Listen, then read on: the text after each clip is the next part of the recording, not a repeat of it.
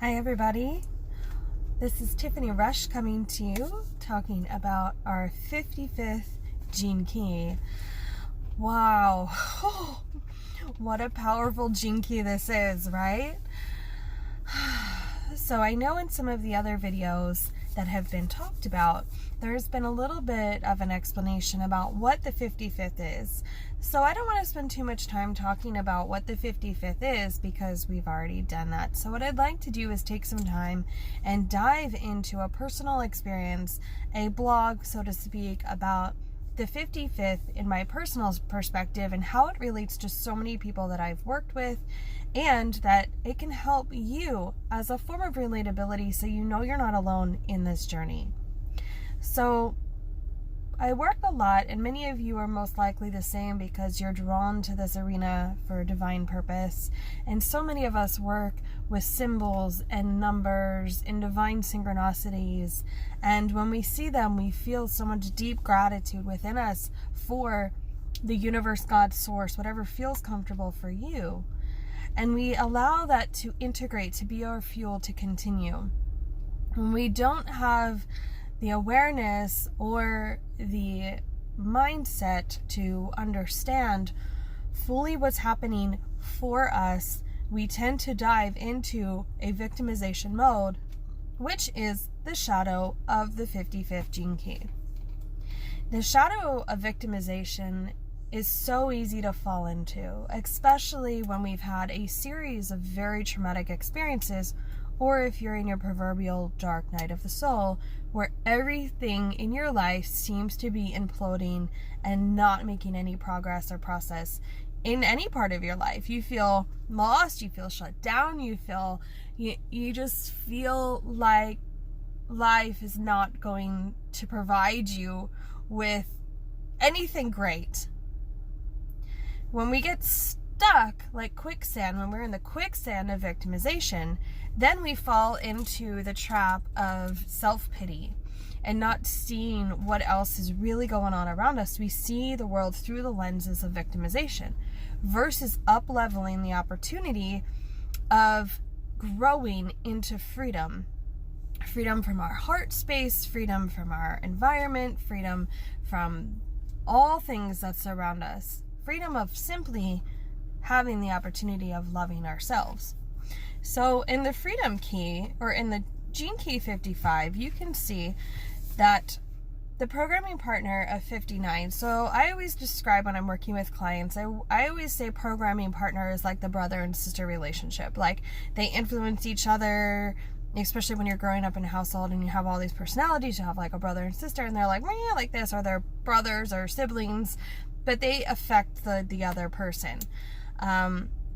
In the gift of freedom in 55 and the gift of intimacy in 59, you can feel that you become more harmonized with the sensuality of life itself versus the victimization and the dishonesty and staying stuck here, because dishonesty is the shadow of 59 and victimization is the shadow of 55. So the two of them influencing each other can really keep you stuck. It's almost like you begin to be dishonest with your truth. You begin to tell yourself a different story that's not actually the deeper part of your authenticity. The authenticity really starts to show and shine when we activate into intimacy, which activates the freedom. Then when we elevate even higher into the cities of transparency, I always say it's just like saying, F it all, here we go. You know, that you got to add humor to the awakening process. I really take pride in a gentle way of being somewhat humorous in this journey, because if you're not, it can be really hard and it can feel like it's school. If you're not into that, it can just kind of feel heavy and like a responsibility. Like, you're like, oh, I gotta learn this thing. Although if you're here, you're most likely very interested and intrigued, which is great. But we want to make it fun, right? And when you're intimate with yourself, you're intimate and playing with the energies, you're playing with life, you're playing with all of these different types of harmonious adventures, things start to just feel more fun. They feel intimate. They feel free. And it honestly, it truly has the underlying meaning of love. Self-love, self-healing, and self-dedication to your truth, your authenticity. That is the biggest thing that you hold within you, is your deep, deep wisdom of authenticity, and your truth is lying right within you. So in many cases, with myself and with others, when you start to tell your story, so I've had a lot of trauma in my life, and it actually went on to affecting my health in very interesting ways. And so it was very easy for me to live in self-pity and dishonesty of my truth and victimization. Like, why did I lose 2 babies in stillborn births? Why did I have a dishonest husband? Why did I go through a traumatic divorce? Why was I lied to by my doctors about having safe breast implants? And then why did I end up getting really sick? And why was I on my deathbed at the age of 34? Because I was super sick and couldn't figure out why I was sick, because breast implant illness affected my life so much. And then I was like, that you can feel that, right? You can, when I'm telling you a story, you can like sink in and you can feel like that is heavy. That's heavy things. There's a lot more trauma sprinkled throughout, but and just for, the sake of this conversation, when you really feel like I could have pulled the victim card all day long and stayed there and been dishonest with my truth of exploration. So I was actually exposed to the Gene Keys in 2013, 2014. It was via human design by my acupuncturist at the time. And it sort of led into all of these beautiful opportunities that I am in now. And it's helping other people. I'll be aware of their trauma center in their life. So all the things that I described that happened to you, just a little bit, but it would have been easy to stay there. So what I help people do is I help them see where they're stuck. And that's the whole purpose of the 64 Doors. It's from learning from real people. It's from learning from our experiences that we are human. We're not just teachers of these magical gifts. Like, we've had to do the work. So when something just gently shifts and sits inside of you and you say, you know what? You're right. It's not a healthy option to live in this space of victimhood. So working with spirit, working with your inner truth, speaking positive affirmations over yourself, loving the journey, and being extremely vulnerable can take a lot of bravery and courage. And when you do that, you are gently activating a beautiful sense of, again, freedom, but also working with the programming partner of 59 of transparency. You're being full out transparent. Like, there's no shame in your game. You are who you are. It is what it is. And the most beautiful part of your evolution comes from the deepest truth that's been inside of you this entire time. And in the physiological key, meaning the part of the body that this energy is trapped in, is solar plexus. So that's the area right around your belly button. It is the color yellow. So when you're working with this gene key, you want to work with the color yellow.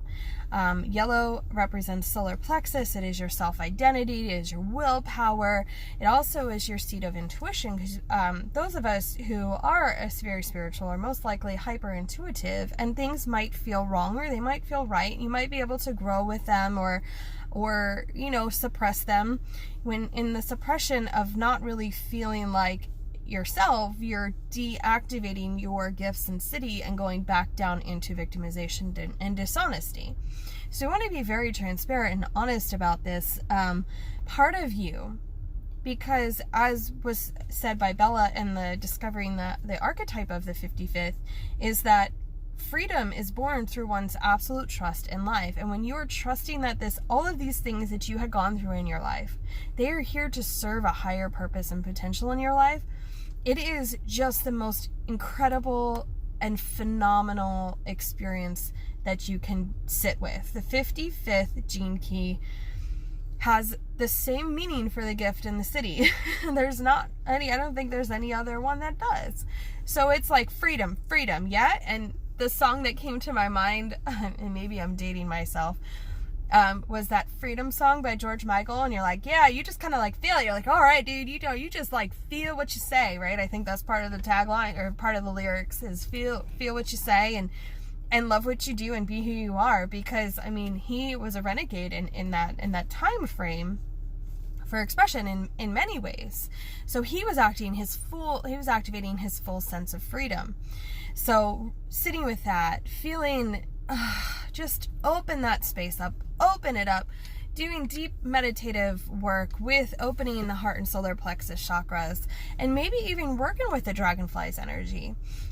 Really good tools we'll have in here is working with dragonfly and trusting the dragonfly trusts its wings before they expand. So he knows the process. He knows his inner truth, his willingness to go and fly and to be one with the dragonfly world. So I'd love to be able to gift honesty where it's needed, because honesty is part of evolution. And when we are not fully honest, where we hide things from ourselves, and maybe when we hide things from other people, the dishonesty gets overwhelming and self-sabotaging. So I invite you all to explore more. We all have all 64 keys within us. Even if the 55th and 59th, for that matter, are not active on your chart, that does not mean you don't display parts of you that require this. So if you're really called to the 55th or the 59th, then harness that and love on it and allow it to be what it is. The 55th and a little wish, one of those wishies things, they just floated by my car before, and one just floated this way. And that's a sign, right? So when I saw 2 hawks this morning, I saw the wishes, it's shifting into immediate gratitude. And it's these little things, when you shift into gratitude all the time, your life starts to shift, you start to up level, you start to improve your quality of life, because you're trusting in the experience of life itself, which is what this key is all about.